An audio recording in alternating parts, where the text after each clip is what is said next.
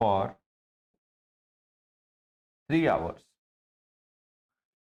अब आप देखेंगे यहां पर हमने लिखा परफेक्ट कॉन्टिन्यूअस टेंस, यहां पर हमने लिखा परफेक्ट टेंस, यहां पर हमने लिखा ड्यूरेशन ऑफ टाइम 3 आवर्स, यहां पर भी हमने लिखा ड्यूरेशन ऑफ टाइम 3 आवर्स।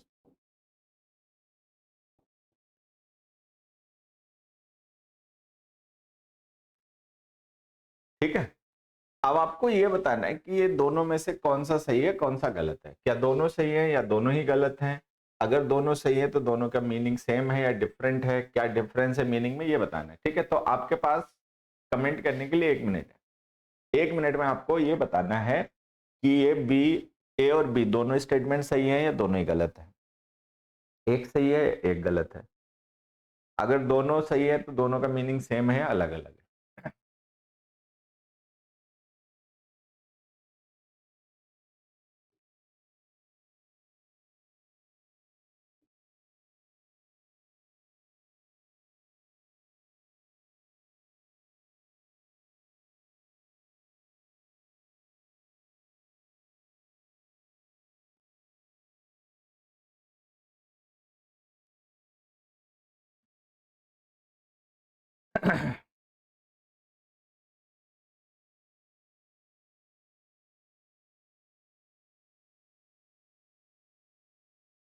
अब पता है क्या, ये दोनों ही सही है।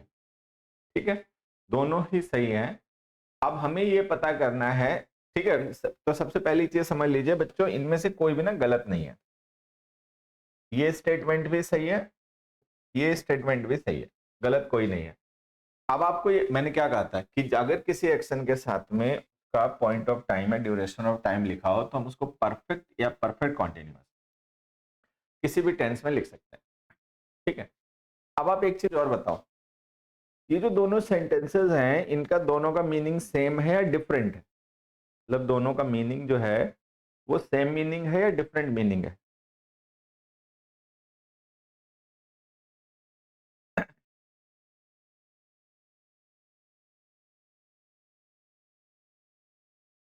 दोनों का मीनिंग सेम है। ठीक है, दोनों का मीनिंग सेम है। अब यहां पे क्या होता है, हमें थोड़ा सा ना कंफ्यूजन हो जाता है। हमें लगता है कि दोनों का मीनिंग सेम नहीं होना चाहिए, दोनों का मीनिंग अलग अलग होना चाहिए, क्योंकि एक में तो हमने परफेक्ट टेंस लिखा है, एक में परफेक्ट कॉन्टिन्यूअस टेंस लिखा है। तो इसका मतलब एक में काम पूरा हो गया होगा, एक में हो रहा होगा। तो मैं आपको बताता हूं होता क्या है बच्चों, कि वैसे तो जो हमारे परफेक्ट टेंसेस होते हैं, ठीक है, वो कंप्लीशन शो करते हैं। परफेक्ट टेंस में लिखा गया एक्शन जो होता है वो कंप्लीट स्टेट का एक्शन होता है, इसका मतलब ये काम हो गया, बंद हो गया। ठीक है, लेकिन अगर हम किसी परफेक्ट टेंस के साथ में पॉइंट या ड्यूरेशन ऑफ टाइम लिख दें, कंडीशन है मतलब ये। ठीक है, अगर हम किसी परफेक्ट टेंस में लिखे गए एक्शन के साथ में उसका पॉइंट या ड्यूरेशन ऑफ टाइम लिख दें, तो ऐसा एक्शन जो है वो कंप्लीट होने के अलावा इनकम्प्लीट भी हो सकता है। ठीक, तो ये बात ध्यान देनी है कि परफेक्ट टेंसेज में लिखे गए एक्शन कंप्लीशन की स्टेट में ही होते हैं, लेकिन अगर उनके साथ पॉइंट या ड्यूरेशन ऑफ टाइम लिखा हो तो वो इनकम्प्लीट भी हो सकते हैं। जैसे they have been waiting for 3 hours, कि वो 3 घंटे से इंतजार कर रहे हैं। तो ठीक है, इसका मतलब हो गया कि भाई 3 घंटे पहले उन्होंने कोई काम करना शुरू किया था जो अभी भी चला जा रहा है, बंद नहीं हुआ। ठीक है, दूसरे बजाते हैं, they have waited for 3 hours, वो 3 घंटे इंतजार कर चुके हैं, मतलब 3 घंटे का जो काम है वो पूरा हो गया। इसका मतलब ये बिल्कुल नहीं निकला कि उन्होंने बंद कर दिया इंतजार करना, लेकिन वो 3 घंटे पूरे हो गए, हम इस बात को एम्फिसाइज कर रहे हैं। तो अगर किसी एक्शन के में टाइम को कंप्लीट शो करना है कि इस काम को करते हुए इतना काम हो चुका है, मतलब इतना टाइम हो चुका है, तो हम परफेक्ट टेंस लिख देते हैं, भले वो एक्शन इनकम्प्लीट हो। तो मान लो कोई पर्सन 3 घंटे से इंतजार कर रहा है और हम इस बात को इम्फेसाइज करना चाहते हैं कि इसको इंतजार करते हुए 3 घंटे पूरे हो गए, तो वो जो कंप्लीशन ऑफ टाइम है ना, उसको शो करने के लिए हमने परफेक्ट टेंस लिखा है। तो ये जो परफेक्ट टेंस है ये कंप्लीशन ऑफ एक्शन नहीं, कंप्लीशन ऑफ टाइम को मार्क कर रहा है कि 3 घंटे हो गए इसको इंतजार करते हुए। फिर चौथा घंटा चल रहा है, इसका मतलब जो 4 पूरे हो जाएंगे तो हम कह देंगे he has waited for 4 hours, कि 4 घंटे ये इंतजार कर चुका है। तो आपको ध्यान ये रखना है कि इन दोनों का मीनिंग सेम है और दोनों ही इनकम्प्लीशन शो कर रहे हैं। बस यहाँ पर क्या है, हमें कॉन्टिन्यूटी ऑफ एक्शन को एम्फिसाइज करना है तो परफेक्ट कॉन्टिन्यूअस टेंस लिख रखा है, यहाँ पर हमें कंप्लीशन ऑफ टाइम को एम्फिसाइज करना है इसलिए हमने परफेक्ट टेंस लिख रखा है। ठीक, तो ये दोनों ही सही है, ये भी सही है वो भी सही, मीनिंग भी सेम है। अब एक हमारे दिमाग में ना क्वेश्चन आएगा, क्वेश्चन ये आएगा कि मान लो हमें ये बताना होता कि किसी पर्सन ने 3 घंटे इंतजार किया था और बाद में बंद कर दिया, मतलब 3 घंटे उसने इंतजार किया और फिर बाद में बंद कर दिया, तो ये बात फिर हम कैसे बताएं कि किसी ने 3 घंटे इंतजार किया था फिर उसके बाद बंद कर दिया। तो उसके लिए हमें लिखना पड़ेगा पास्ट इंडेफिनिट टेंस। उसके लिए हमें कुछ ऐसा लिखना पड़ेगा बच्चे,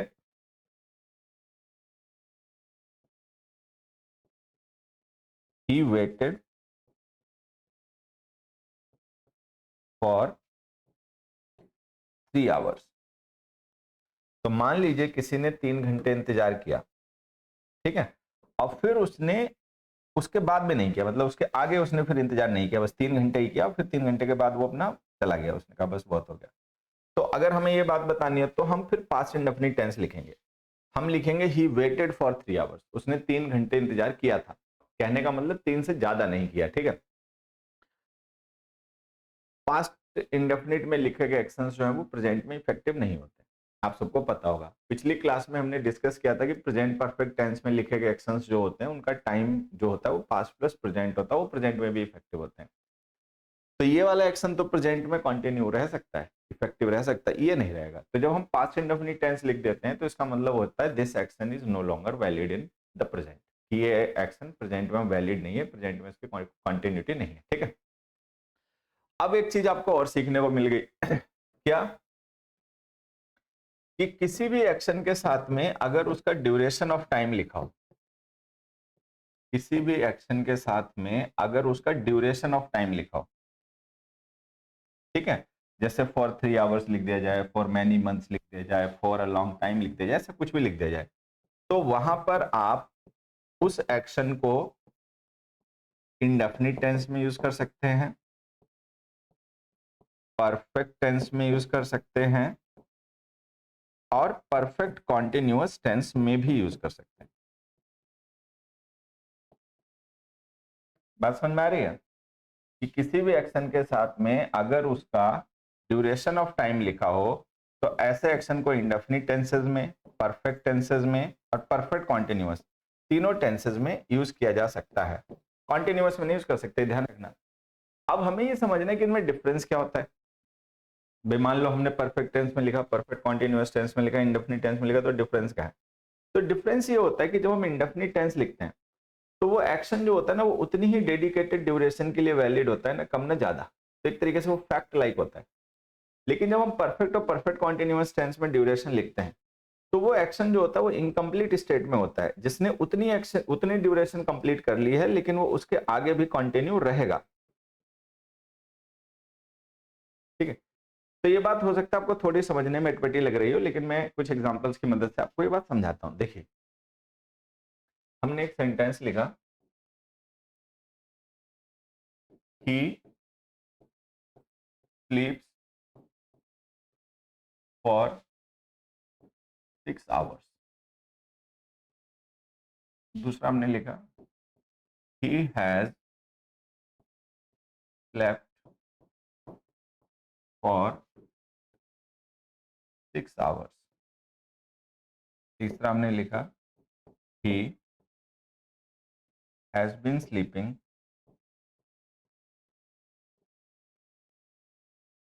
for 6 hours, ठीक है। ये देखिए ये आपका इंडेफिनिट टेंस है, ये आपका परफेक्ट टेंस है और ये यहां पर परफेक्ट कॉन्टिन्यूअस टेंस है। ये हमारी ड्यूरेशन है, ये गिवन ड्यूरेशन है और ये गिवन ड्यूरेशन है।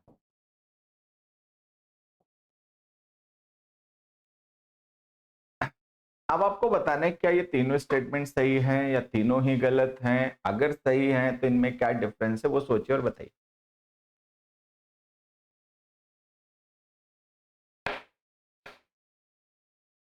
अब आसान है, ठीक है, तीनों ही सही है। All these three statements are correct, none of them is incorrect. ये तीनों ही करेक्ट है, वो भी, ये भी, ये भी। अब हमें समझना है इनमें मीनिंग का डिफरेंस क्या है। ये तो पता चल गया भाई, चलो परफेक्ट टेंस और परफेक्ट कॉन्टिन्यूअस और इंडेफिनिट टेंस तीनों का यूज ड्यूरेशन के साथ किया जा सकता है, बट इनमें डिफरेंस क्या है उसको डिस्कस करते हैं। तो जब हम ये लिखते हैं स्लीप्स फॉर 6 आवर्स, तो इसका मतलब ये जो स्लीपिंग का एक्शन है ये केवल 6 आवर्स के लिए ही वैलिड है, न कम न ज्यादा। तो ये किसी पर्सन की हैबिट हो गई कि वो 6 घंटे सोता है, ना वो 7 घंटे सोता है, ना वो 5 घंटे सोता है, ये फैक्ट हो गया। तो ये कैसा एक्शन हो गया, ये एक फैक्ट लाइक स्टेटमेंट हो गया जो इतनी ही ड्यूरेशन के लिए वैलिड और इफेक्टिव है, ना इससे कम ना इससे ज्यादा।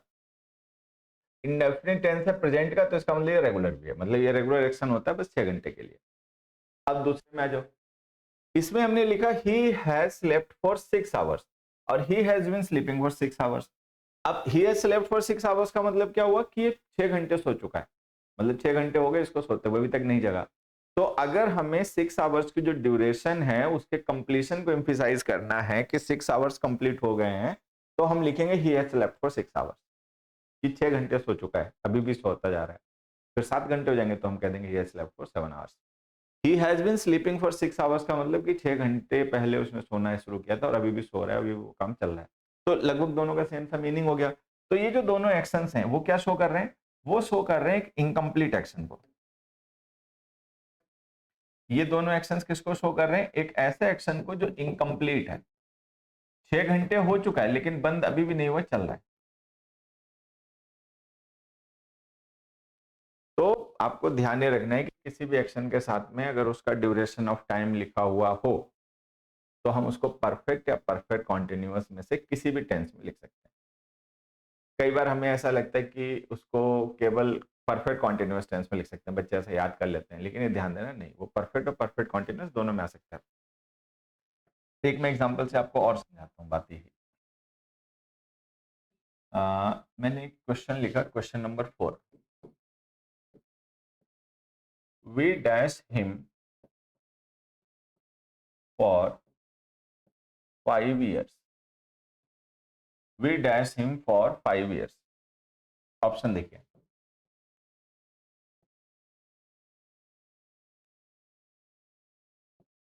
आर नोइंग,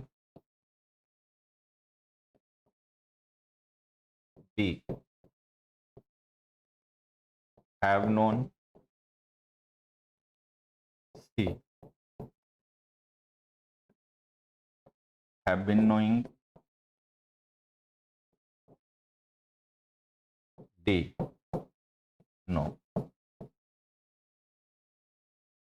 अब एक मैंने क्वेश्चन लिखा और आपको 4 ऑप्शंस दे दिए, ठीक है।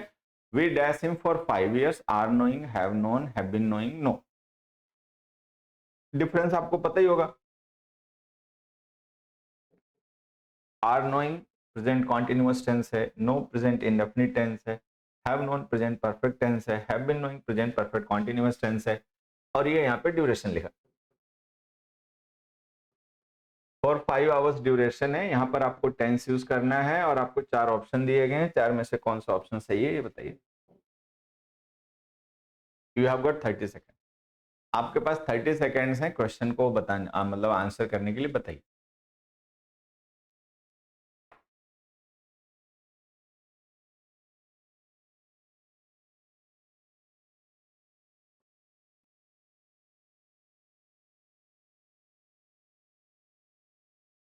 अब देखो पता है क्या बच्चों, अगर किसी भी एक्शन के साथ में उसका पॉइंट या ड्यूरेशन ऑफ टाइम लिखा हुआ है तो आप कॉन्टिन्यूअस टेंस तो लिख नहीं सकते, खत्म, ठीक है। आर नोइंग नहीं हो सकता आंसर, एक चीज। दूसरी चीज, अभी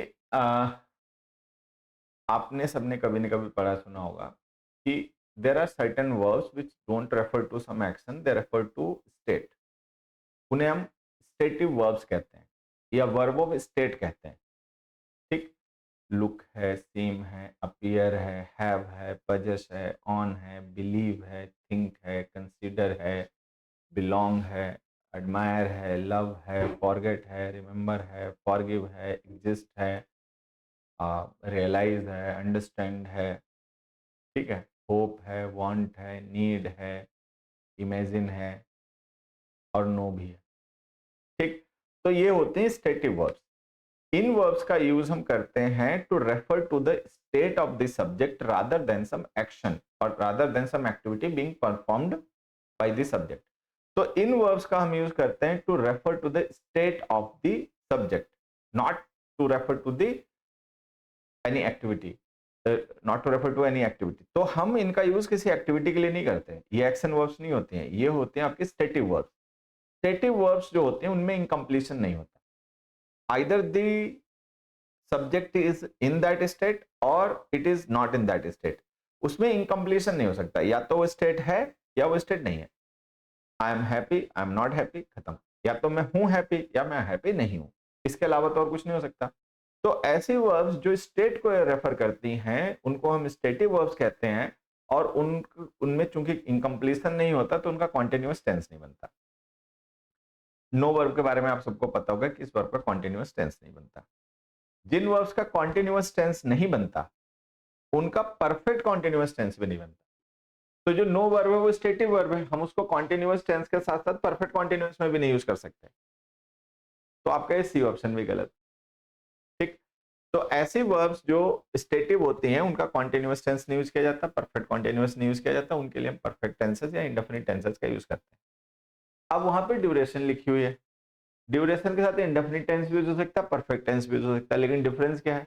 अगर हम इंडेफिनिट टेंस लिख देंगे तो ये उतनी ही ड्यूरेशन के लिए एक सर्टेन फैक्ट हो जाएगा। मान लो अगर मैं लिख दूं we know him for 5 years, तो इसका मतलब हो जाएगा भाई हम उसको 5 साल के लिए जानते हैं। तो कहने का मतलब ऐसा लगेगा कि हमारा कोई कॉन्ट्रैक्ट टाइप हो रखा है, या हम पहले से जानते हैं कि भाई जिन्हें हम जानते हैं 5 साल जान पाएंगे, जैसे 5 साल पूरे होंगे तो फिर हम इनको भूल जाएंगे, हम नहीं जान पाएंगे इनको। तो हमें पता है ऐसा तो नहीं होता। मान लो कोई बात है, कोई पर्सन है हमारा, एक बार उससे जान पहचान दोस्ती हो गई फिर तो वो बनी ही रहेगी, तो उसमें ऐसा कोई लिमिट तो नहीं होती कि भाई ये 5 साल के लिए वैलिड है, कोई अलार्म तो नहीं लगा होता। ठीक है, तो ये जो नो है ये ग्रामेटिकली सही है बट लॉजिकली ये गलत है, it doesn't make some logical sense, तो ये भी गलत हो गया। सही आंसर हो गया ये, we have known him for 5 years। अब we have known him for 5 years का मतलब क्या है कि हम परफेक्ट टेंस है प्लस थर्ड फॉर्म हमने लिख रखा है तो परफेक्ट टेंस है, तो हम क्या माने कि ये 3 साल काम हुआ उसके बाद, सॉरी 5 years, ये 5 साल काम हुआ उसके बाद बंद हो गया, क्या अब हम नहीं जानते उसको? अभी भी जानते हैं। तो इसका मतलब ये निकल रहा है कि we have known him for 5 years का मतलब कि हमें 5 साल उसको जानते हुए हो गए पूरे। मतलब हम यहाँ पर एम्फिसाइज कर रहे हैं the completion of the duration, not the completion of the action. Completion of action को एम्फिसाइज नहीं किया जा रहा है यहाँ परफेक्ट टेंस लिखकर, यहाँ परफेक्ट टेंस लिखकर एम्फिसाइज किया जा रहा है completion of the duration of time, time की ड्यूरेशन को एम्फिसाइज किया जा रहा है कि 5 साल हो गए उसे जानते हुए, छठा चल रहा है, इसका मतलब ये। तो जो परफेक्ट टेंसेस होते हैं बच्चों ये कंप्लीशन ही शो करते हैं, लेकिन अगर हम इनको ड्यूरेशन या इस पॉइंट ऑफ टाइम के साथ में यूज करें तो फिर ये इनकम्प्लीशन भी शो करते हैं। ये बात आपको ध्यान रखनी है। वो एग्जांपल से आपको थोड़ी बहुत समझ में आ गई होगी, और थोड़ी सी क्लियर हो जाए उसके लिए एक एग्जांपल और देख लेते हैं।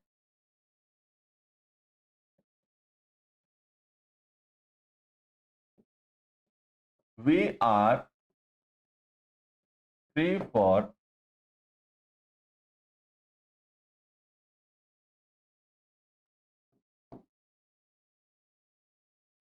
78 years but we are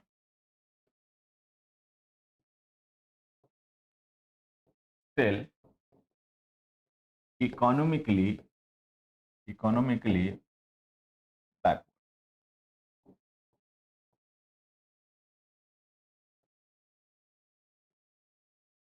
अब देखिए हमने यहाँ पर वर्ब यूज किया आर, वर्ब की फॉर्म टेंस होती है तो ये टेंस हो गया, और 78 ईयर्स जो हमने लिखा ये ड्यूरेशन है।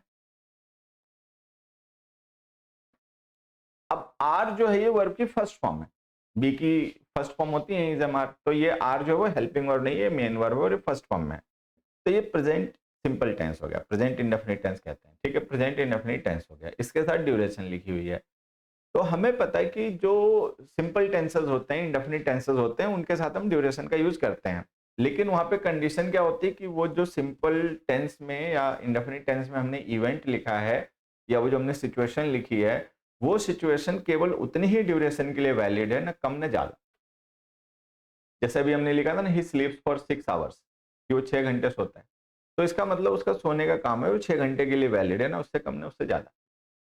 अब इस स्टेटमेंट को अगर आप उस कॉन्टेक्स्ट में देखोगे तब आपको समझ में आएगा गलत हो गया। अगर हम ये लिख रहे हैं we are free for 78 years, तो इसका मतलब ये हो गया कि हम 78 साल के लिए आजाद हैं, 78 ईयर्स के लिए हम आजाद हैं। मतलब ये निकला कि जब 78 ईयर्स पूरे हो जाएंगे फिर हम आजाद नहीं रहेंगे। अब मान लीजिए अंग्रेजों के साथ में कोई ऐसा हमारा कॉन्ट्रैक्ट हुआ होता है कि भाई एक काम करो, हमें भी 78 ईयर्स के लिए आजाद कर दो, बाद में आके अपना गुलाम बना लेना दोबारा से, ठीक है, तो ये ठीक है। लेकिन हमें पता ऐसा नहीं है। ये जो हमारी आजादी है वो 78 ईयर्स पूरे कर चुकी है। 78 ईयर्स हमें आजाद हुए पूरे हो गए, आगे भी हम बने रहेंगे, हमेशा ही बने रहेंगे आजाद, ठीक है। तो ये जो हमने सिचुएशन लिखी है ना, ये ग्रामेटिकली तो सही है बट लॉजिकली ये गलत। इसका मतलब ये निकलता है कि हम 78 ईयर्स के लिए ही केवल आजाद हैं, उसके बाद हम आजाद नहीं रहेंगे। लेकिन हमें पता ऐसा नहीं है, हम कहना ये चाह रहे हैं कि 78 ईयर्स हो गए हमारी आजादी को, पूरे हो चुके हैं, ये ड्यूरेशन कंप्लीट हो गई और हम आगे भी रहेंगे, तो ये इनकम्प्लीशन है, क्योंकि आगे भी कंटिन्यू रहेगी ना सिचुएशन। तो अब ये हमने परफेक्ट ये जो इंडेफिनिट टेंस लिख रखा है गलत है। तो ऐसी सिचुएशन में जब वो जो ड्यूरेशन दी गई है उसके आगे भी सिचुएशन कंटिन्यू करे या एग्जिस्ट करती रहे, तो हमें लिखना चाहिए परफेक्ट कॉन्टिन्यूअस टेंस, ठीक है, ड्यूरेशन के साथ। लेकिन परफेक्ट कॉन्टिन्यूअस टेंस आप इस वर्ब का नहीं लिख सकते। आर जो है वो बी की फॉर्म है। बी की फॉर्म्स जो होती हैं या बी वर्ब जो होती है वो स्टेट की वर्ब होती है। जैसे मान लो मैं कह दूं आई एम हैप्पी, तो एम वर्ब जो है वो किसी एक्टिविटी को रेफर नहीं कर रही, वो मेरी स्टेट को रेफर कर रही है। तो बी की फॉर्म्स जो होती हैं is am are was were, अगर हम इनको सेंटेंस में जब मेन वर्ब यूज करें तो फिर वो स्टेटिव वर्ब्स होती हैं और उनका कॉन्टिन्यूअस टेंस नहीं बनता। अब जिन वर्ब्स का कॉन्टिन्यूअस टेंस में यूज नहीं होता उनका परफेक्ट कॉन्टिन्यूअस में भी नहीं होता, तो हम परफेक्ट कॉन्टिन्यूअस टेंस बना नहीं सकते। अब हम क्या करें, तो हमारे पास ऑप्शन है कि परफेक्ट टेंस लिखो। ऐसी वर्ब्स का जो स्टेटिव होती हैं परफेक्ट कॉन्टिन्यूअस टेंस का यूज ना करके परफेक्ट टेंस का यूज किया जाता है। तो यहाँ पे परफेक्ट टेंस यूज करो। परफेक्ट टेंस यूज करोगे तो आपको क्या करना पड़ेगा, हैव के साथ थर्ड फॉर्म लिखनी पड़ेगी। बी की थर्ड फॉर्म होती है बीन, तो आंसर ये हो जाएगा we have been free for 78 years but we are still economically backward. तो आंसर क्या हुआ बच्चों, we have been free for 78 years but we are still economically backward. अब ये जिसको पॉइंट समझ में आ गया कि ये इस पहले जो हमने लिखा था वो गलत क्यों था और उसको हमने चेंज करके हैव बीन ही क्यों लिखा, अगर सबको समझ में आ गया तो जल्दी से ओके कमेंट करो। नहीं समझ में आया, कुछ पूछना बोलना बताना रोना गाना है तो अपना कमेंट कर लो, और नहीं तो समझ में आ गया तो ओके कमेंट करो, ठीक है। और मैं एक दो क्वेश्चन आप लोगों के लिए और लिखता हूँ, आंसर बताना। क्वेश्चन नंबर 2,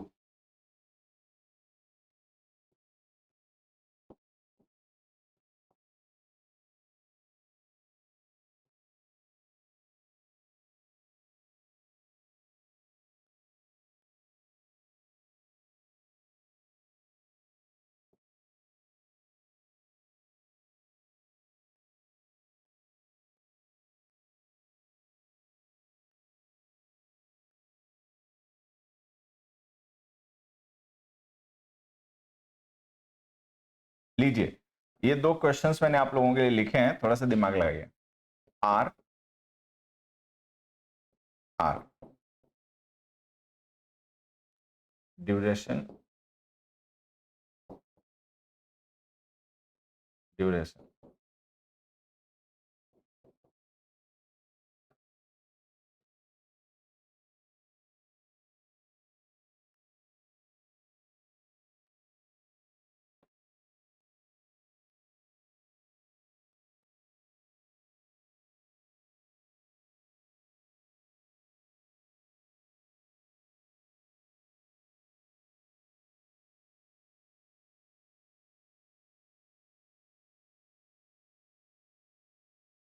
अब देखो हमने एक स्टेटमेंट लिखा we are friends for 5 years, ठीक है, इंडेफिनिट टेंस ड्यूरेशन लिख रखी है, तो इसका मतलब ये जो सिचुएशन है बीइंग फ्रेंड वो 5 ईयर्स के लिए वैलिड है, उसके आगे नहीं रहेगी। तो इसका मतलब ये निकल रहा है कि हम 5 साल के लिए दोस्त हैं। कहने का मतलब ये हुआ कि जब 5 साल पूरे हो जाएंगे फिर हम दोस्त नहीं रहेंगे। अब मान लो अगर ऐसा हो सकता है कि भाई हमारी किसी के साथ में दोस्ती है, मित्रता है, और वो कंफर्म है कि भाई 5 साल की ही दोस्ती है, 5 साल बाद ये दोस्ती नहीं रहेगी, तब तो ठीक है, आप ऐसे लिख लो। लेकिन हमें पता है ये भी लॉजिकल नहीं है, it doesn't seem logical, it doesn't make sense. Grammatically correct है but it doesn't make sense, इसका कोई सेंस नहीं हुआ। किसी के साथ हमारी फ्रेंडशिप है, क्या पता कल ही कोई ऐसी बात हो जाए कि फ्रेंडशिप खत्म हो जाए, और क्या पता कुछ ना हो तो हमेशा ही फ्रेंडशिप बनी रहे। तो ऐसा तो कोई लिमिट तो नहीं लगाई जा सकती कि फ्रेंडशिप इतने टाइम के लिए ही, इसके बाद नहीं रहेगी। ठीक है, तो ये जो स्टेटमेंट है वो लॉजिकली गलत है, ग्रामेटिकली सही है, लॉजिकली गलत है। तो अब हम इसको कैसे सही करें? परफेक्ट कॉन्टिन्यूअस टेंस लिखो। तो मान लो अगर हम ये बताना चाह रहे हैं कि हमारी दोस्ती हुए 5 साल पूरे हो गए, आगे भी हम रहेंगे दोस्त, ठीक है, तो परफेक्ट कॉन्टिन्यूअस टेंस लिखना चाहिए। लेकिन परफेक्ट कॉन्टिन्यूअस टेंस इस वर्ब का बनेगा नहीं, तो हम परफेक्ट कॉन्टिन्यूअस टेंस की जगह लिखेंगे परफेक्ट टेंस। तो परफेक्ट टेंस का मतलब क्या हो जाएगा? We have been free for, sorry, we have been friends for 5 years, कि हम 5 साल से दोस्त हैं। और इसका मतलब ये नहीं कि दोस्ती खत्म हो गई। मैं आपको जो इम्फेसाइज करवाना चाहता हूँ, जिस बात पे आपका ध्यान लाना चाहता हूँ, वो समझते रहना कि ये जो हमने हैव बीन परफेक्ट टेंस लिखा है, ये परफेक्ट टेंस कंप्लीशन नहीं शो कर रहा है। इसका मतलब ये नहीं काम बंद हो गया, इसका मतलब बस इतना है कि इतनी ड्यूरेशन पूरी हो गई, 5 साल हो गए हैं दोस्त हुए, आगे भी रहेंगे। तो ये सिचुएशन आगे एग्जिस्ट करेगी, आगे कंटिन्यू करेगी, ये बंद नहीं हुआ काम। ठीक है, अब दूसरे पे आ जाओ। हमने लिखा we are available for 5 hours, कि हम 5 घंटे के लिए यहां पर उपलब्ध हैं। ठीक है, क्या ये सही हो सकता है? तो आंसर है हाँ, ये हो सकता है। मान लीजिए हम कहीं पर आए हैं, ठीक है, और हम वहां पर केवल 5 घंटे के लिए ही अवेलेबल हैं, 5 घंटे बाद हमें वापस जाना है, हमारी ट्रेन की टिकट हो रखी है, प्लेन की टिकट हो रखी है, उसके बाद हम चले जाएंगे, फिर हम यहाँ पे और नहीं रुकेंगे 5 घंटे के बाद। तो इट सीम्स लॉजिकल। तो ये जो हमने लिखा ना, we are available for 5 hours, ये सही हो गया। अब एक सिचुएशन और देखो, यहाँ पे ये जो सेंटेंस था हमारा, सेंटेंस नंबर 2, अगर हम इसको चेंज करके ऐसे लिख दें, we were friends for 5 years। ठीक है, तो यहां पर ये जो वर्ब हमने लिखा है, वर्ब की सेकंड फॉर्म है पास्ट इंडेफिनिट टेंस, और ये ड्यूरेशन है। यहां पर था प्रेजेंट इंडेफिनिट, यहां पर है पास्ट इंडेफिनिट। बताइए सही है गलत? कमेंट करिए जल्दी से।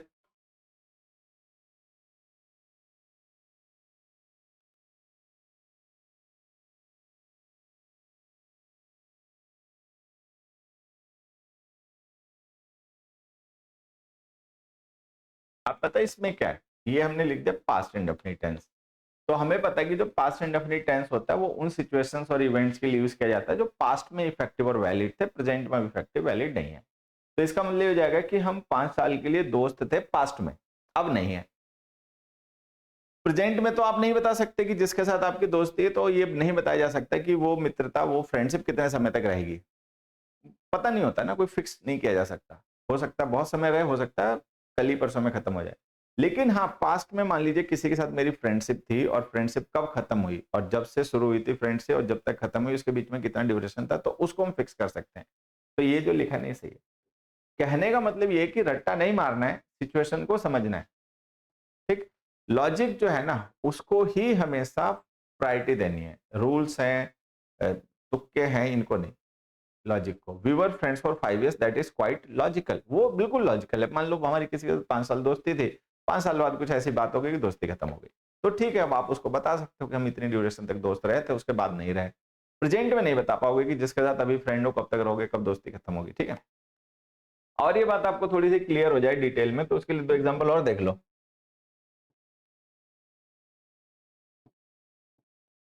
ही is, he has been ill for 3 days। एक मिनट, थोड़ा सा,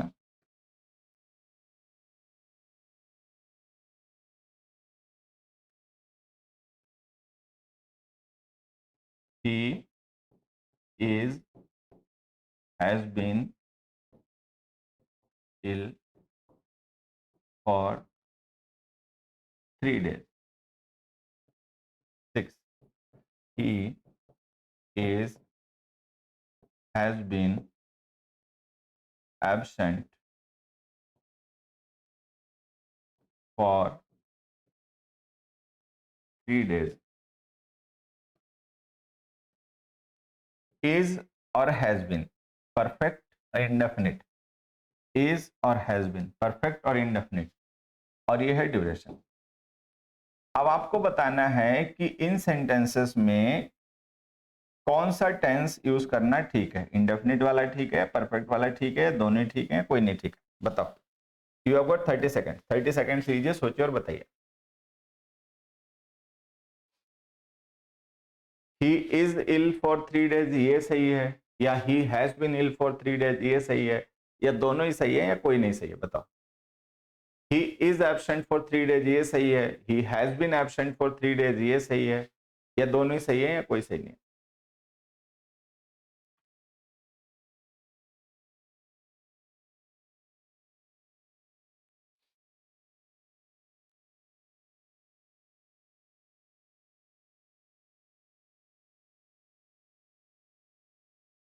अब पता है क्या बच्चों,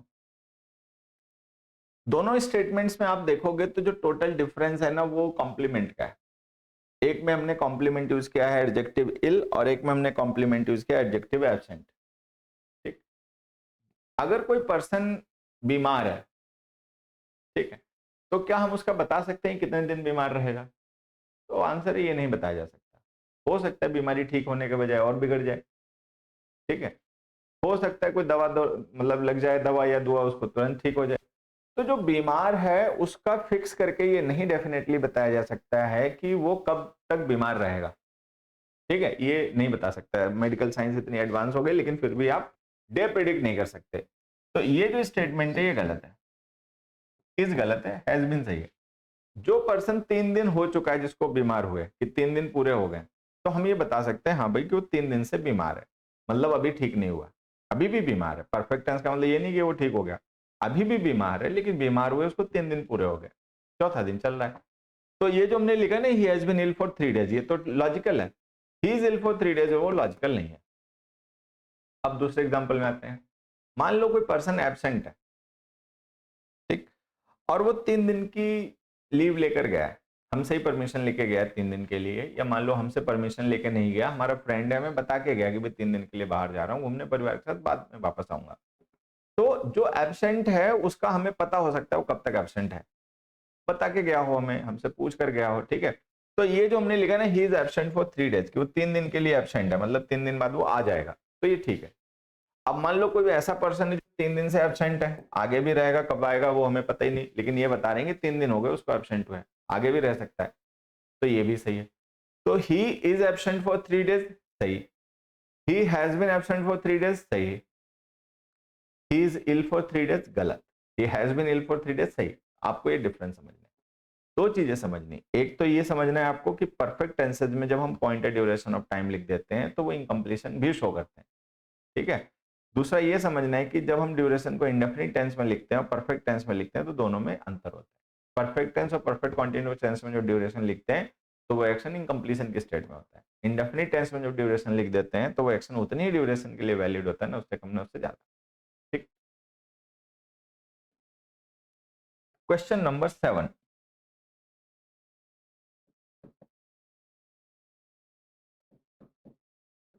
I have this car for 3 years and I shall use it a few years more.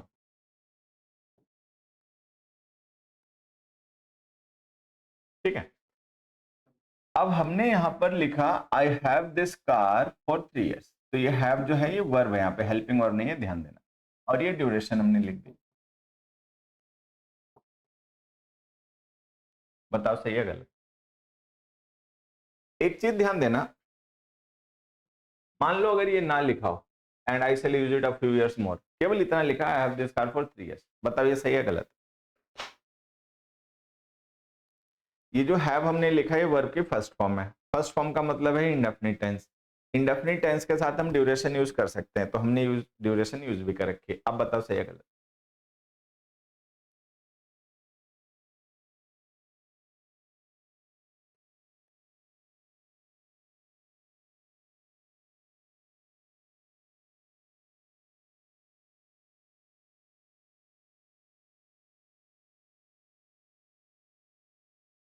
अब पता है क्या, ये सही हो सकता है अगर केवल इतना ही लिखा हो। जैसे हमने लिखा I have this car for 3 year, कि मेरे पास एक कार है 3 साल के लिए। कहने का मतलब जो 3 साल पूरे हो जाएंगे फिर ये कार मेरे पास नहीं रहेगी। क्यों नहीं रहेगी? हो सकता है इसका रजिस्ट्रेशन एक्सपायर हो जाएगा, तो फिर इसको हम यूज नहीं कर पाएंगे। या हो सकता है मेरा कोई दोस्त, मेरा कोई परिचित जो है वो बाहर गया हो, विदेश गया हो पढ़ाई करने या जॉब पे ट्रांसफर पे 3 साल के लिए, और अपनी ये कार मुझे दे गया और 3 साल बाद वापस आएगा तो ले लेगा, ऐसा हो सकता है। हो सकता है हमें ही हमारी कंपनी ने विदेश भेजा हो, ठीक है, और वहां पर हमें कोई कार यूज करने के लिए दी हो, और 3 साल के लिए हमारी वहां पे पोस्टिंग है, तो 3 साल जब तक हम वहां पर हैं तब तक हमारे पास कार है, जब हम वापस जाएंगे तो देनी पड़ेगी। तो मतलब ऐसी सिचुएशन हो सकती है कि हम ये कहें I have this car for 3 years, कि ये कार मेरे पास 3 साल के लिए, मतलब ये 3 साल के बाद नहीं रहेगी। तो ऐसी सिचुएशन हो सकती है। तो अगर ये स्टेटमेंट केवल इतना लिखा हो तो ये ठीक है, लेकिन लिखा तो उतना नहीं है। लिखा तो ये भी है, and I shall use it a few years more, कि मैं इसे कुछ और साल भी यूज करूंगा, कुछ और भी साल यूज करूंगा, तो 3 से ज्यादा यूज करूंगा। कहने का मतलब क्या निकला कि 3 साल तो हो गए और अभी कुछ और साल भी इस कार को यूज करूंगा। तो ये काम जो है वो 3 साल के आगे भी कंटिन्यू रहेगा, ये सिचुएशन उसके आगे भी एग्जिस्ट करेगी।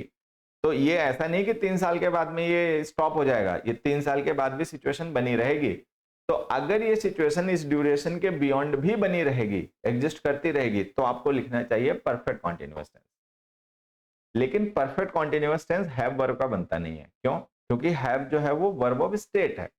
मान लीजिए मैं कहता हूं आई हैव मैनी फ्रेंड्स, तो यहाँ पे हैव वर्ब जो है वो किसी एक्टिविटी को रेफर नहीं कर रही, पोजीशन को रेफर कर रही है। पोजीशन जो होता है वो स्टेट की कैटेगरी में आता है। तो हैव वर्ब का जब हम यूज पोजीशन शो करने के लिए करते हैं तो इसका कॉन्टिन्यूअस टेंस नहीं बनता। जिस वर्ब का कॉन्टिन्यूअस टेंस नहीं बनता उसका परफेक्ट कॉन्टिन्यूअस टेंस भी नहीं बनता। तो आप इसका परफेक्ट कॉन्टिन्यूअस टेंस नहीं यूज कर सकते। तो अब आपको क्या करना पड़ेगा? आपको यूज करना पड़ेगा परफेक्ट टेंस। परफेक्ट टेंस बनाओगे तो क्या करना पड़ेगा भाई? प्रेजेंट परफेक्ट टेंस बनाओगे तो क्या करना पड़ेगा? एक तो प्रेजेंट परफेक्ट टेंस की हेल्पिंग वर्ब लिखनी पड़ेगी और उसके साथ मेन वर्ब की थर्ड फॉर्म लिखनी पड़ेगी। हैव हमारी मेन वर्ब है, इसकी थर्ड फॉर्म हैड होती है, तो हमें ये लिखना पड़ेगा। तो आंसर हो जाएगा I have had this car,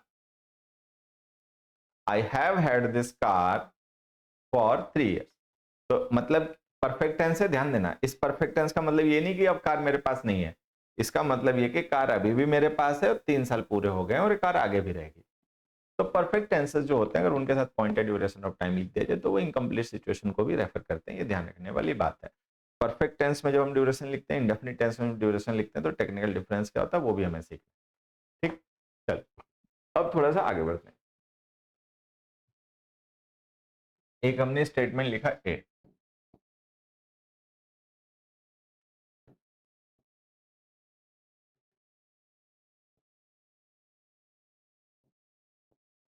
they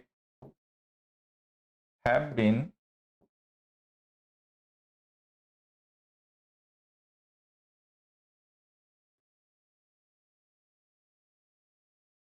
they have been watching movies since 7 a.m. दूसरा, they have watched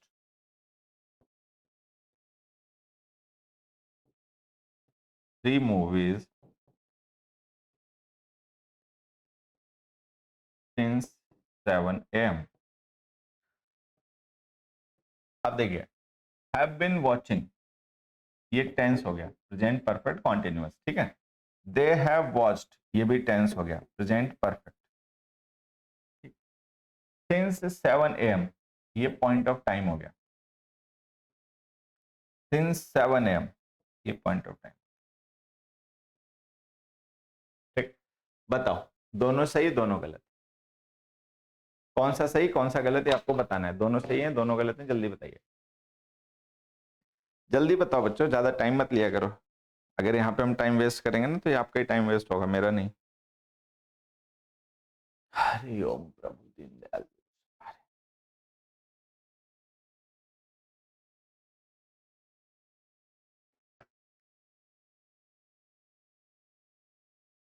अब पता है क्या, देखो दोनों सही है, ठीक है, दोनों ही सही है, दोनों में से कोई गलत नहीं है। ये भी सही और ये भी सही। अब हमें ये समझना है कि चलो सही तो दोनों हो गए, क्या हम इन टेंसेस को एक दूसरे की जगह लिख सकते हैं? जैसे अभी हमने फॉर के साथ लिखा था ना, ये यहां देखो, जैसे ये हैव वॉच्ड हम वहां लिखते हैं, हैव बीन वॉचिंग यहाँ लिखते हैं, तो एक ही बात है, मतलब दोनों टेंस, दोनों सेंटेंसेस सही हैं, दोनों ही टेंस भी सही है, दोनों का मीनिंग सेम है, कोई भी यूज कर लो उससे फर्क नहीं पड़ता। तो वही काम हम क्या यहाँ पर कर सकते हैं कि ऊपर हैव वॉच लिख दें, they have watched movies since 7 AM, और नीचे हैव बीन वॉचिंग लिख दें, they have been watching 3 movies since 7 AM। तो क्या सही हो जाएगा? तो आंसर है नहीं। अब ऐसा नहीं हो सकता, ये गलत हो जाएगा। तो अब हमें सीखना है भाई ये क्यों हो गया कि फॉर जब लिखा था तो वहां तो हम चाहे परफेक्ट टेंस लिखें चाहे परफेक्ट कॉन्टिन्यूअस टेंस लिखें, एक ही बात थी। यहां पर ऐसा क्यों नहीं हम कर पा रहे? यहां पर परफेक्ट टेंस को हम परफेक्ट कॉन्टिन्यूअस टेंस से या परफेक्ट कॉन्टिन्यूअस टेंस को परफेक्ट टेंस से क्यों नहीं चेंज कर पा रहे? तो अब आपको ध्यान रखना यहाँ पे कुछ डिफरेंस है। क्या डिफरेंस है कि उधर जो हमने टाइम लिखा था वो टाइम ड्यूरेशन था, ये टाइम पॉइंट है। तो पहला तो डिफरेंस ये देख लो कि जब हम ड्यूरेशन के साथ में परफेक्ट टेंस लिखते हैं तो हम उसको परफेक्ट कॉन्टिन्यूअस टेंस से भी रिप्लेस कर सकते हैं, एक ही बात है। लेकिन जब हम पॉइंट ऑफ टाइम लिख देते हैं तब ऐसा नहीं होता, फिर परफेक्ट और परफेक्ट कॉन्टिन्यूअस में डिफरेंस हो जाता है, हमें उसका ध्यान रखना पड़ता है। क्या डिफरेंस देखो समझना, यहां पर हमने लिखा they have been watching movies, कि वो मूवीज देख रहे हैं 7 बजे से। तो मूवी देखना क्या है? एक एक्शन है, एक एक्टिविटी है। हम यहाँ पे कह रहे हैं उन्होंने 3 मूवीज देख ली, तो ये 3 मूवीज है ना, ये रिजल्ट है। ये क्या है? ये रिजल्ट है। किसी बच्चे को नहीं समझ में आया तो मैं बता देता हूँ, हाउ मैनी या हाउ मच का रिप्लाई जो होता है वो रिजल्ट होता है। किसी के दिमाग में डाउट आ जाए कि भाई हमें कैसे पता लगेगा कोई चीज रिजल्ट है कि नहीं है? तो जो रिजल्ट होता है वो एक्शन के साथ लिखा होता है और वो हाउ मच या हाउ मैनी का रिप्लाई होता है। जैसे मूवी देखना जो है वो एक एक्शन है, मूवी देखना जो है वो एक एक्शन है, ठीक है। 3 मूवीज देख लेना उस एक्शन का रिजल्ट है। तो यहां पर हमने उस एक्शन का रिजल्ट मेंशन कर रखा है। किसी भी एक्शन का रिजल्ट कब आता है? जब वो एक्शन कंप्लीशन की स्टेट में हो तभी रिजल्ट आता है। जो एक्शन कंप्लीशन की स्टेट में होते हैं उनको परफेक्ट टेंस में लिखा जाता है, तो हमने यहाँ पर परफेक्ट टेंस लिख रखा है। लेकिन ध्यान ये देना है कि यहाँ पे जो हमने परफेक्ट टेंस लिखा है उसका मतलब ये बिल्कुल भी नहीं है कि ये काम बंद हो गया, मूवी देखना बंद कर दिया। मूवी देखना नहीं बंद किया, 3 मूवीज उन्होंने 7 बजे से लेकर अब तक देख ली हैं। जब भी हम ये बात कर रहे हैं तो उस समय तक उन्होंने 3 मूवीज देख ली हैं, चौथी चल रही है, तो वो पूरी हो जाएगी तो हम कह देंगे दे have watched 4 movies since 7 AM।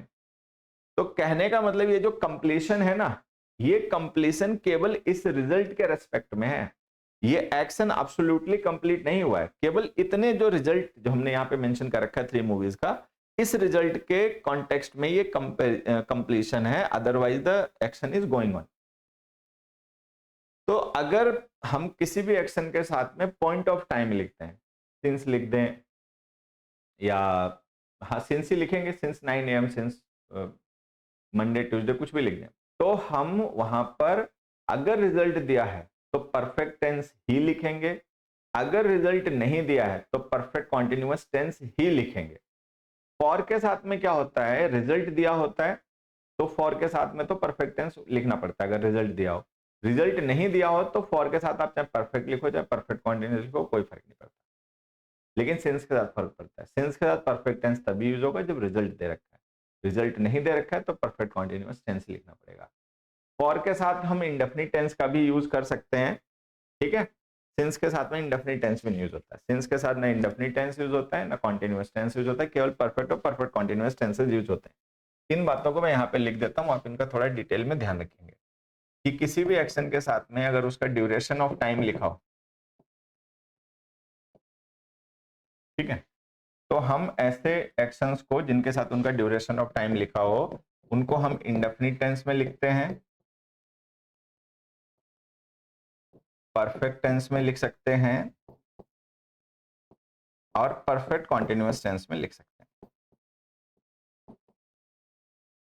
ठीक है, लेकिन अगर किसी एक्शन के साथ में उसका पॉइंट ऑफ टाइम लिखा हो,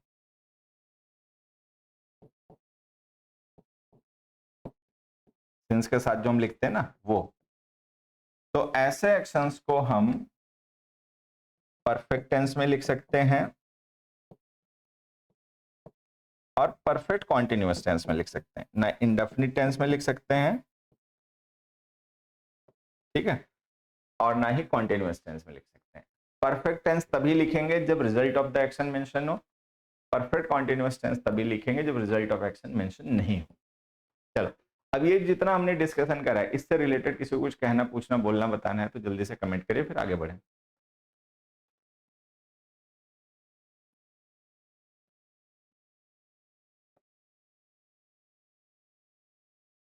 यहां तक क्लियर? चलो,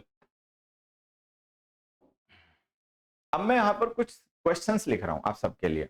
आपको उन क्वेश्चंस को समझना है, पढ़ना है, समझना है और ये देखना है क्या उनमें हमें कोई करेक्शन करने की रिक्वायरमेंट है। अगर कोई जरूरत है करेक्शन करने की तो वो करेक्शन हम क्या करें, कैसे करें, ये भी बताना है कमेंट करके।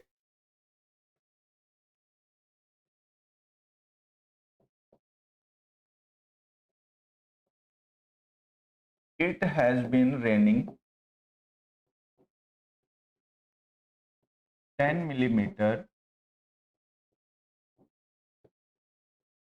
since yesterday.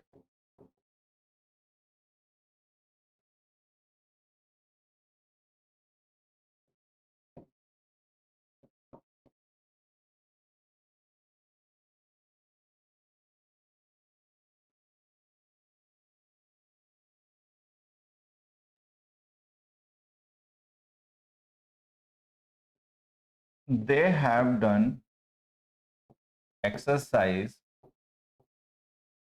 for 30 minutes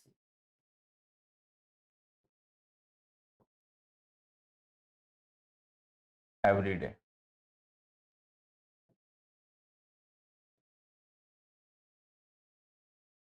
Third sentence.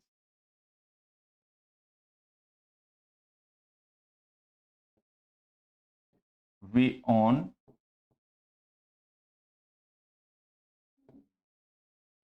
this land since 2020.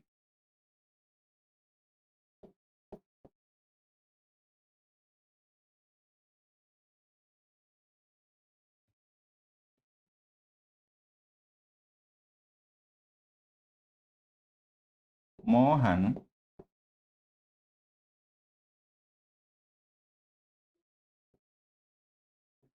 has been believing in God since childhood.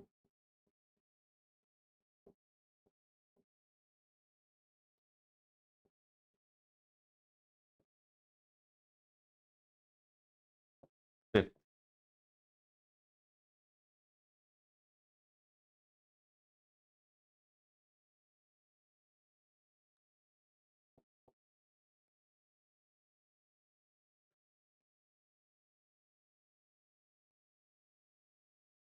I have this doubt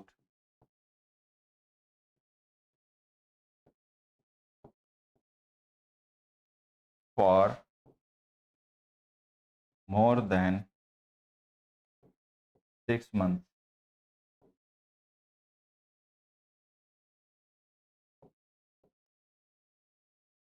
इनको आप पढ़िए और पढ़कर देखिए सही है या गलत है, और गलत हो तो हम क्या करेंगे सही हो जाए।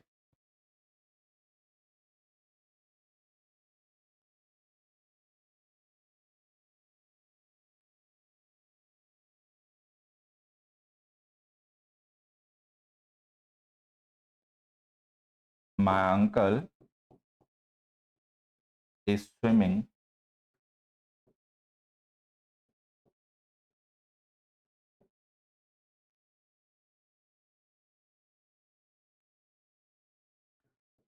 फॉर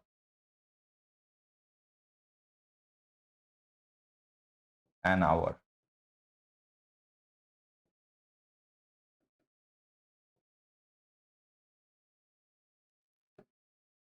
देखिए, has been raining perfect continuous tense, have done exercise perfect tense, own indefinite tense,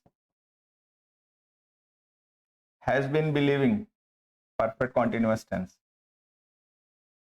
have indefinite tense, is swimming continuous tense present का, since yesterday point of time, for 30 minutes duration, since 2020 point, since childhood point,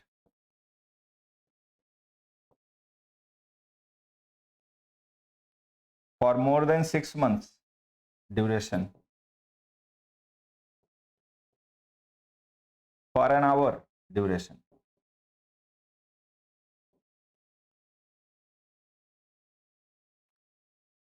अब आप इनको सही करो।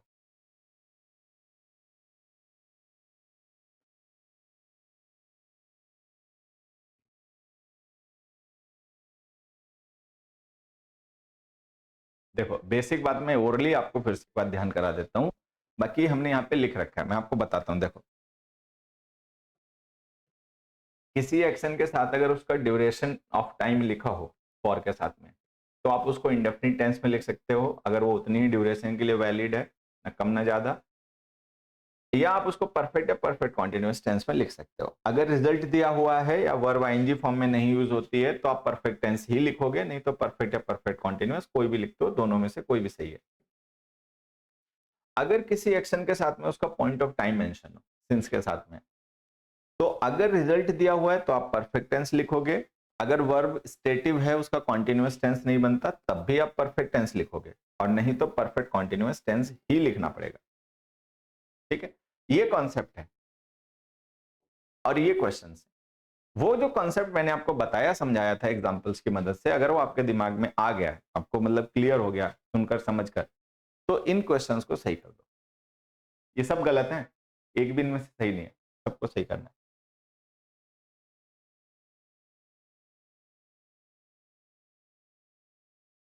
आप देखिए क्या है, अगर यहां पे 10 mm ना लिखा हो, केवल इतना लिखा हो it has been raining since yesterday, भाई कल से बारिश हो रही, तो ये ठीक लिखा हुआ है, ठीक है। लेकिन यहां पर हमने लिखा 10 mm, तो 10 mm क्या है, रिजल्ट है। मैंने आपको क्या बताया था कि रिजल्ट वो जो हाउ मच या हाउ मेनी का रिप्लाई है। जैसे हमने लिख दिया इट हैज बीन रेनिंग, कल से बारिश हो रही है, हाउ मच, कितनी बारिश हो गई, तो हाउ मच का रिप्लाई क्या आ गया, 10 mm। तो 10 mm क्या है, हाउ मच का रिप्लाई है, रिजल्ट है। अगर किसी भी एक्शन के साथ में उसका रिजल्ट मेंशन कर रखा हो, कितना हो चुका है वो एक्शन, हाउ मच या हाउ मेनी का रिप्लाई होता है रिजल्ट, तो फिर उसको हम परफेक्ट कॉन्टिन्यूअस टेंस में नहीं परफेक्ट टेंस में लिखेंगे। तो हमें लिखना पड़ेगा इट हैज रेन्ड, तो लिखो it has rained 10 mm since yesterday. दूसरे में आ जाओ, they have done exercise for 30 minutes every day. अब यहां पर अगर एवरी डे ना लिखा हो तो ये ठीक है, they have done exercise for 30 minutes, कि भाई 30 मिनट ये लोग एक्सरसाइज कर चुके हैं। मान लो कोई लोग हैं वो एक्सरसाइज कर रहे हैं, 30 मिनट हो गए उनको एक्सरसाइज किए हुए, मतलब करते हुए, तो हम वो जो 30 मिनट्स की ड्यूरेशन है उसको एम्फिसाइज करना चाहते हैं कि इन्होंने 30 मिनट एक्सरसाइज कर ली है, तो हम लिखेंगे they have done exercise for 30 minutes. लेकिन एक्चुअली क्या है, हमने यहाँ पे लिख रखा है एवरी डे। एवरी डे का मतलब ये कोई रेगुलर इवेंट नहीं है, मतलब ये कोई वन टाइम इवेंट नहीं है, रेगुलर इवेंट है, बार बार होने वाली घटना है। तो कहने का मतलब वो रोज एक्सरसाइज करते हैं 30 मिनट, ये कॉन्टेक्स्ट है यहाँ पर। तो अगर वो 30 मिनट ही एक्सरसाइज करते हैं, ना कम ना ज्यादा, तो फिर तो इंडेफिनिट टेंस लिखना चाहिए। तो हैव डन की जगह लिखो do, they do exercise for 30 minutes. Next में आ जाओ, we own this land since 2020। अब यहां पर हमने ओन वर्ब लिखी जो इंडेफिनिट टेंस में है, ठीक है। अब यहां पर हमने ड्यूरेशन ऑफ टाइम लिखा है, तो ड्यूरेशन ऑफ टाइम के साथ में हम इंडेफिनिट टेंसेस का भी यूज करते हैं अगर वो एक्शन उतनी ही ड्यूरेशन के लिए वैलिड हो तो। लेकिन पॉइंट ऑफ टाइम के साथ इंडेफिनिट टेंस नहीं यूज करते। जैसे यहां पे हमने पॉइंट ऑफ टाइम लिखा ना, तो पॉइंट ऑफ टाइम के साथ या तो परफेक्ट आएगा या परफेक्ट कॉन्टिन्यूअस टेंस आएगा। ओन वर्ब जो होती है ये स्टेटिव वर्ब होती है, जैसे पजेस है, हैव है, ओन है, ये तीनों पोजेशन शो करने वाली वर्ब्स हैं। पोजेशन जो होता है वो एक्टिविटी नहीं होता, स्टेट की कैटेगरी में आता है पोजेशन। तो इनका हम कॉन्टिन्यूअस टेंस नहीं बनाते। जिनका कॉन्टिन्यूअस टेंस नहीं बनाते उनका हम परफेक्ट कॉन्टिन्यूअस टेंस भी नहीं बनाते, तो हम उनको लिखेंगे परफेक्ट टेंस में। यहां पर आंसर हो जाएगा they have owned, sorry we have owned. तो आंसर हो जाएगा we have owned this land since 2020। Next में जो Mohan has been believing in God since childhood. अब यहाँ पे हमने परफेक्ट कॉन्टिन्यूअस टेंस लिखा, ठीक है, और पॉइंट ऑफ टाइम लिखा। अब पॉइंट ऑफ टाइम जब किसी एक्शन का उसके साथ लिखा हो तो हम परफेक्ट कॉन्टिन्यूअस टेंस, परफेक्ट अगर उसके साथ उसका रिजल्ट मेंशन हो तो हम परफेक्ट टेंस लिखते हैं। अगर वर्ब आईएनजी फॉर्म में नहीं यूज हो सकती तो परफेक्ट टेंस लिखते हैं।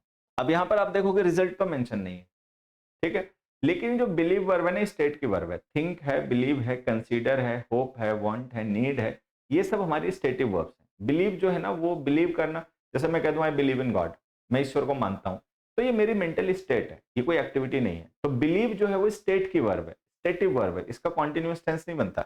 जिसका कॉन्टिन्यूअस नहीं बनता उसका परफेक्ट कॉन्टिन्यूअस भी नहीं बनता, ठीक है। तो हम क्या लिखेंगे, परफेक्ट टेंस लिखेंगे। हम लिखेंगे Mohan has believed in God since childhood. फिर हमने लिखा I have this doubt for more than 6 month. अब यहाँ पे फॉर मोर देन 6 मंथ्स क्या है, ड्यूरेशन है। किसी भी एक्शन के साथ में अगर ड्यूरेशन लिखिए तो हम इंडेफिनिट टेंस में लिख सकते हैं, अगर वो एक्शन उतनी ही ड्यूरेशन के लिए वैलिड हो, ना उससे कम ना उससे ज्यादा, ठीक। तो ये जो हमने स्टेटमेंट लिखा I have this doubt for more than 6 months, ये सही हो सकता है अगर हम ये कहना चाहें कि ये डाउट मेरे पास 6 महीनों से ज्यादा के लिए, मतलब मैं ये कह रहा हूँ कि डाउट मेरे पास 6 महीने से ज्यादा समय तक रहेगा, तो ग्रामेटिकली ये सही है, but logically doesn't make sense कि आपको अगर कोई डाउट है, ठीक है, तो आप ये कैसे डेफिनेटली उसको प्रेडिक्ट कर सकते हो कि ड्यूरेशन को, कि इतने समय तक ये डाउट रहेगा। हो सकता है उस डाउट का सोल्यूशन आपको कल मिल जाए, हो सकता है सालों ना मिले उसका सोल्यूशन। तो अगर हमें, जैसे अभी हमने एग्जांपल लिखा था ना ही इज इल, तो कोई पर्सन जो बीमार है हम डेफिनेटली उसकी ड्यूरेशन को प्रिडिक्ट नहीं कर सकते कब तक बीमार रहेगा। उसी तरीके से हम किसी के दोस्त हैं, मित्र हैं, तो हम ये डेफिनेटली प्रिडिक्ट नहीं कर सकते कि हमारी फ्रेंडशिप कब तक रहेगी। द सेम वे अगर आपको कोई डाउट या कंफ्यूजन है तो आप डेफिनेटली प्रिडिक्ट नहीं कर सकते कि डाउट या कंफ्यूजन आपको कब तक रहेगा, ठीक है। हो सकता है कल सोल्यूशन मिल जाए, हो सकता है उसका सालों सोल्यूशन ना मिले।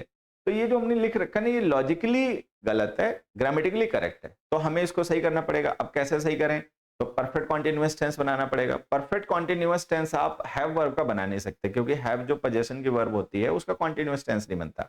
जिसका कॉन्टिन्यूअस नहीं बनता उसका परफेक्ट कॉन्टिन्यूअस नहीं बनता, तो हमें बनाना पड़ेगा परफेक्ट टेंस। परफेक्ट टेंस बनाओगे तो क्या करना पड़ेगा, प्रेजेंट परफेक्ट टेंस में हैव के साथ थर्ड फॉर्म लिखनी पड़ेगी। ये हैव हमारी मेन वर्ब है, इसकी थर्ड फॉर्म हैड होती है, तो हमें लिखना पड़ेगा I have had. I have had this doubt for more than 6 months. Next में आ जाओ, my uncle is swimming for an our. ये अंकल 1 घंटे से तैर रहे हैं। तो अगर हम यहाँ पे इज स्विमिंग लिख रहे हैं तो ये कॉन्टिन्यूअस टेंस है। हमें पता है कॉन्टिन्यूअस टेंस ना तो पॉइंट के साथ ना ड्यूरेशन के साथ यूज किया जा सकता, तो ये तो गलत है ही है। अब यहाँ पे ड्यूरेशन ऑफ टाइम लिख रखा है, तो ड्यूरेशन के साथ में या तो हम परफेक्ट कॉन्टिन्यूअस टेंस लिखें, या परफेक्ट टेंस लिखें, या इंडेफिनिट टेंस लिखें। परफेक्ट कॉन्टिन्यूअस गलत है, मतलब कॉन्टिन्यूअस गलत है। आप इंडेफिनिट टेंस लिखो, आप परफेक्ट लिखो, आप परफेक्ट कॉन्टिन्यूअस लिखो। ये लिखा है ना, देखो यहाँ पे ड्यूरेशन के साथ में आप इंडेफिनिट टेंस लिखो, परफेक्ट लिखो, परफेक्ट कॉन्टिन्यूअस लिखो, कॉन्टिन्यूअस नहीं लिख सकते, तो ये गलत है। अब हम इसको कैसे सही करें, क्या इंडेफिनिट टेंस लिख दें, my uncle swims for an our, कि मेरे अंकल 1 घंटा तैरते हैं। मान लो एक्सरसाइज करता है जैसे कोई पर्सन रोज, वैसे कोई पर्सन रोज अपना स्विमिंग करता है, जाता है पूल में, या घर पे उसके पूल है, 1 घंटे रोज स्विमिंग करता है, तो हम ये भी लिख सकते हैं my uncle swims for an our, मेरे अंकल 1 घंटे तैरते हैं। हैबिट हो गई, 1 घंटे ही स्विमिंग करते हैं, ना कम ना ज्यादा, तो आप ये भी लिख सकते हो स्विम्स। आप परफेक्ट टेंस भी लिख सकते हो, my uncle has swim for an our, 1 घंटे मेरे अंकल जो है वो तैर चुके हैं, 1 घंटा पूरा हो गया, इस बात को एम्फेसाइज करना चाहते हो। और हैज बीन स्विमिंग भी लिख सकते हो कि 1 घंटे से अंकल तैर रहे हैं, 1 घंटे पहले उन्होंने काम शुरू किया था और वो भी चल रहा है। तो आप तीनों में से कोई भी लिख सकते हो, लॉजिकली कोई भी करेक्ट होगा। तो अब हम क्या लिखें भाई, जब तीनों ही तरीके से सही किया जा सकता है तो वो हम क्या करें, तो जो आपको इजिएस्ट लगता है उसको फॉलो कर लो। इजिएस्ट क्या है कि स्विमिंग जो प्रेजेंट कॉन्टिन्यूअस टेंस है ना उसको कॉन्टिन्यूअस ही रहने दो, परफेक्ट का कॉन्टिन्यूअस बना दो, तो लिख दो my uncle has been. My uncle has been swimming for an hour, तो ये सही होगा। तो ये जो हमने परफेक्ट और परफेक्ट कॉन्टिन्यूअस टेंसेस हैं उनसे रिलेटेड ये कुछ कॉन्सेप्ट्स हैं, क्वेश्चंस की मदद से डिस्कस किए हैं, आप इनको बढ़िया से रिवाइज करें। और अभी हम परफेक्ट और परफेक्ट कॉन्टिन्यूअस के जो फर्दर यूजेस हैं, थोड़े से कॉम्प्लेक्स यूजेस हैं और भी वो एडवांस्ड और कॉम्प्लिकेटेड हैं, उनको नेक्स्ट क्लास में डिस्कस करेंगे। ठीक है, आज जो आपने पढ़ा इसका डिटेल्ड नोट्स बनाइए, रिवीजन करिए। कोई बात नहीं समझ में आए तो सबके पास मेरा व्हाट्सएप नंबर है, उस पर आप मुझे अपना डाउट जो है वो शेयर कर सकते हैं, हम उसको डिस्कस कर लेंगे अगर व्हाट्सएप पे डिस्कस करने वाला होगा, नहीं तो कल की लाइव क्लास में उसको मैं क्लियर करूंगा। ठीक, ये सारी चीजें आपको रिवाइज करनी है, इनके डिटेल नोट्स बनाने हैं और समझना है। नहीं समझ में आएगा तो फिर डाउट्स पूछना। ठीक, रट्टा नहीं मारना है, बस ये मान के चलो जो कॉन्सेप्ट्स बताए समझाए जा रहे हैं, एक कॉन्सेप्ट को बताने समझाने के लिए मैं 4-5 एग्जांपल्स यूज करता हूं, फिर आपको समझाता हूं, तो इतने में समझ में आना चाहिए, और इतने में भी समझ में नहीं आ रहा है तो फिर छोड़ दो कंपटीशन की तैयारी, फिर आप काबिल भी नहीं हो। ठीक है, अब ये बात कहने का कोई मतलब तो बचा नहीं, क्योंकि आप बैच ज्वाइन कर चुके हो तो वो तो हो गया, लेकिन समझ में आ जाता होगा, एक कॉन्सेप्ट है 4-5 एग्जाम्पल की मदद से समझ में आ जाता होगा। तो कॉन्सेप्ट समझना है, सेंटेंस पढ़कर सिचुएशन समझनी है और सिचुएशन पे कॉन्सेप्ट को अप्लाई करना है। कोई रूल रट्टा नहीं मारना है कि फॉर के साथ ये होता है, सिंस का तो आता है, रट्टा नहीं मार सकते आप। सिचुएशंस एग्जांपल वाइज बदलती रहती हैं, तो अगर आप समझने की आदत नहीं डालोगे, चीजों को पढ़ के समझोगे नहीं, खाली रूल के बेसिस पे इंग्लिश सीखना चाहोगे, तो फिर हमेशा कंफ्यूजन डाउट्स बने रहेंगे। ठीक है, तो मिलते हैं कल, आज के लिए बस इतना ही। Thank you, bye bye.